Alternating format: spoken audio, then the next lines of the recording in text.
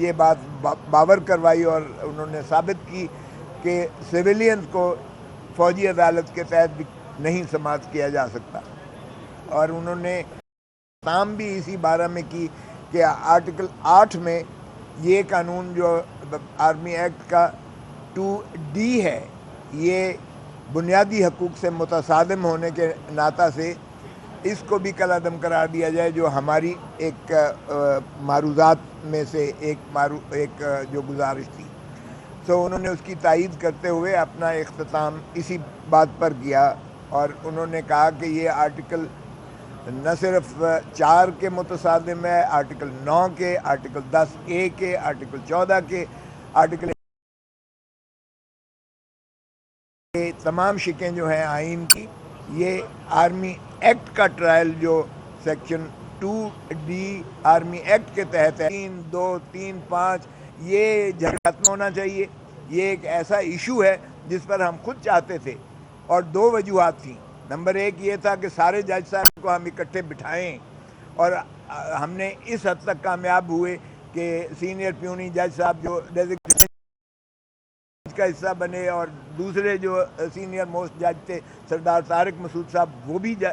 Bench کا اظہار کیا کہ چلیں. جتنے میسر تھے، آفریدی صاحب تھے، جسٹس منصور علی شاہ صاحب تھے، یہ سارے جو ہے آگے. اس سے جو ہے ایک خوبصورت بینچ بن گیا، اور بینچ سے جو ہے وہ تمام جو افواہیں تھیں وہ دفن تھیں. بیٹھ کر فیصلہ کر رہے ہیں. کسی کی نہ اعتزاز احسن کا کوئی ذاتی نالج تھی، نہ میری کوئی ہے. ہم تو پبلک انٹرسٹ میں یہ کہہ رہے تھے کہ پاکستان کے ان کی جو بنیادی حقوق ہیں اس کا تحفظ ہی اس طرح ہو سکتا ہے کہ ان کو جو ایکسپوز نہ کیا جائے فوجی عدالت. اور دوسری بات میری ذاتی، جو فوج کو اس چیز سے باہر رکھا جائے تاکہ فوج اس متنازع مسئلے میں نہ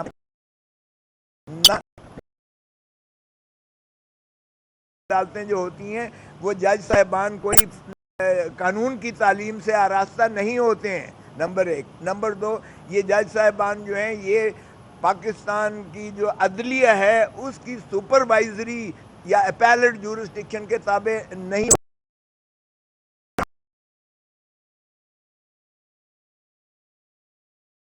رکھا گیا ہے. کہاں ٹرائل کیا گیا ہے، فیصلے نہیں لکھے جاتے ہیں، بلکہ صرف ایک لفظ ہوتا ہے گلٹی ناٹ گلٹی، کوئی دلیل نہیں ہوتی ہے اس میں. اور اسی طرح سمری ایویڈنس بھی پوری ریکارڈ کرنا نہیں ہوتا ہے، اس کی بھی سمری اور جسٹ صرف لکھتے ہیں. یہ ہو جاتا ہے آرٹیکل 175 یعنی عدالتی نظام ہی سے متصادم ہے یہ جو آئین میں دیا گیا ہے. اور ٹرائکوٹمی آف پاور ہماری جو ہے کہ عدلیہ جس طرح آئین کی خد و خال کو تقسیم کیا جاتا ہے، یہ پیرلل ایک جوڈیشل سسٹم کے متصادم ہو جاتا ہے. یہ عدلیہ اس میں نہیں آتا ہے، بلکہ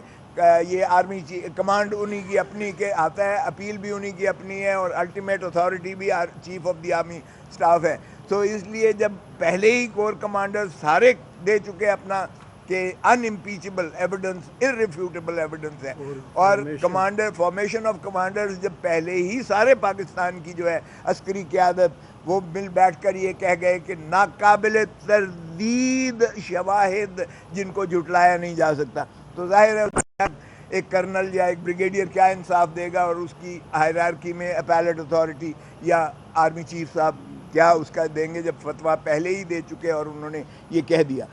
اور سو اس لیے ہماری نظر میں یہ بھی تھا کہ فوج اس سے مضبوط ہوگی اگر فوج ان معاملات سے باہر رہے گی سویلینز کے. یہ سویلینز کے معاملات جو ہیں عام عدالتیں اس کو ڈیل کریں، اوپن کورٹس ہو، وکیل پیش ہوں، ان کی اپیل جو ہے عدالت کے فیصلے کی ہائی کورٹ میں ہو، ہائی کورٹ کے بعد سپریم کورٹ میں ہو، سپریم کورٹ میں کوئی اپیل ہوتی ہے. سو اس لیے ہمارا موقف بڑا یہی تھا کہ الٹیمیٹ آرمی چیف کو اس میں ہوتی ہے. سو جب ساری ہوئی تو انہوں نے کہا کہ جو ہے افریدی صاحب کے نوٹ کی روشنی میں وہ کہنے لگے، تو باہر کیا پھر چیف صاحب نے اس کو سمیٹا، اور سمیٹتے ہوئے انہوں نے پھر ہماری جو ہے موقف کی جو ہے طرف توجہ مبذول کرائی کہ اعتزاز احسن کے پٹیشن میں لطیف کھوسہ نے یہ باتیں کہی ہیں. جس میں انہوں نے پٹ ایک قسم کا نوٹس پر the attorney general was put on notice کہ آپ ان چیزوں کا جواب دیں گے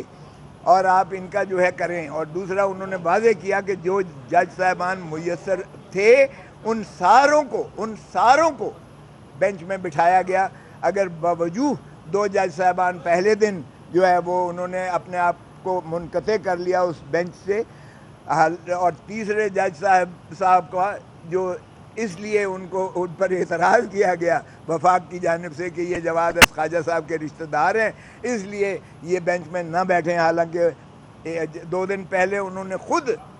خود جو ہے عدالت اوپن میں کہا کہ دیکھیے یہ جواد خواجہ صاحب کا یہ کوئی ذاتی پٹیشن نہیں ہے, ان کی ذاتی کوئی پراپرٹی یا کوئی منفعت کے لیے نہیں ہے, انہوں نے مفاد عامہ کی ایک پٹیشن کی ہے اور میری رشتہ داری ہے. اگر کسی کو اعتراض ہے تو آج اعتراض کرے. تو اس وقت اٹارنی جنرل نے اور تمام سرکاری وکلاء کی ٹیم نے سبھی نے کہا کہ نہیں, ہمیں کوئی اعتراض نہیں ہے,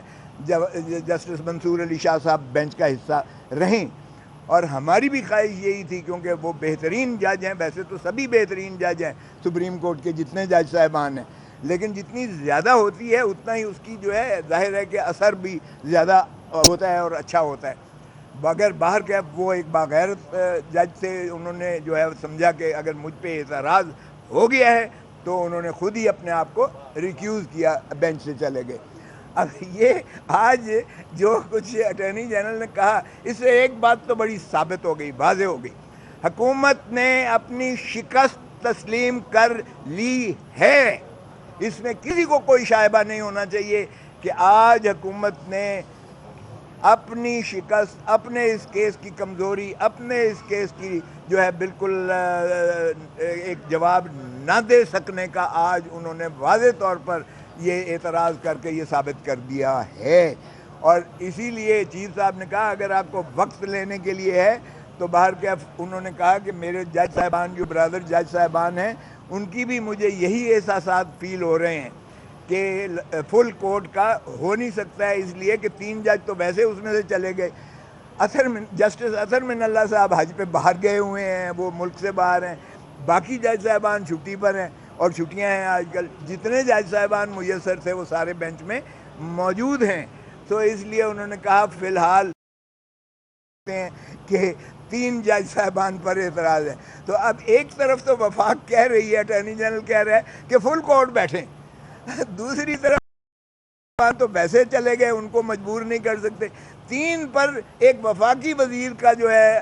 وکیل کھڑا ہو کر کہہ رہا ہے کہ 3 جج یہ بھی چلے جائیں. تو مجھے بتائیں کہ اس سے زیادہ ہم کیا تصور کریں کہ خود وفاق کے اپنے اندر جو ہے ان کے اندر کوئی ہم آہنگی نہیں ہے اور ہیلے بہانے سے سوائے اس کے کہ طوالت کر رہے ہیں,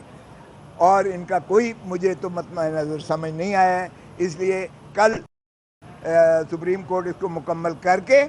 اور فیصلہ دے دے گی, اور ہماری یہی خواہش ہوگی کہ فیصلہ اس میں دیا ہے تاکہ یہ بات واضح ہو جائے کہ سویلینز کو فوجی عدالتیں سن سکتی ہیں یا نہیں, تاکہ ان 102 ہیں یا جتنے بھی لوگ ہیں, اور ہماری اطلاع کے مطابق ہمیں خود کنٹیکٹ کیا گیا ہے, بہت سارے ایسے بیچارے والدین ہیں یا رشتہ دار ہیں یا عزیز و اقارب ہیں جو اس کرب اور اذیت میں مبتلا ہیں کہ کیا ان کا جو بچہ یا ان کی جو بچی ہے وہ کیا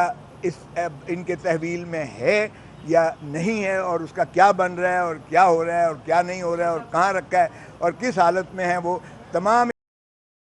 پامالی جو ہے ابھی تک ہمارے نظر میں بالکل ہو رہی ہے, اور اس لیے پاکستان کو سرزمین بے آئین بننے سے روکنے کے لیے سپریم کورٹ کو اپنا جو ہے فیصلے کرنا پڑیں گے, اور بنیادی حقوق عوام کے جو ہے ان کو مسلم کرنا پڑے گا.